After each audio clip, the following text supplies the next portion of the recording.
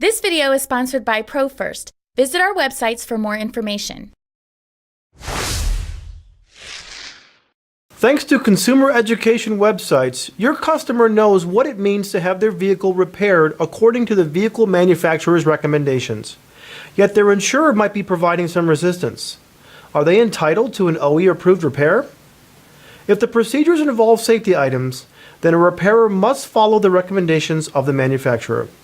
As a jury recently confirmed in the Seabakken v. John Eagle case in Texas, the failure of a collision repairer to follow a manufacturer's recommended procedures that affected the safety of the vehicle constituted actionable negligence on the part of the shop and resulted in a $31.5 million damage award to the injured plaintiffs. A third party is entitled to be made whole after an accident, which means the third party has the right to be put back in the position they were in immediately before the accident. Being put back into the position held immediately before the accident must include sufficient payment for a safe, proper repair. What constitutes a safe repair will almost always be dictated by the auto manufacturer's repair procedures.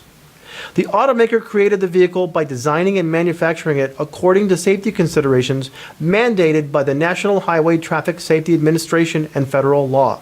Thus, when the automaker expends time and resources to determine the proper manner in which to repair its damaged vehicle, repairers are remiss if they ignore those instructions.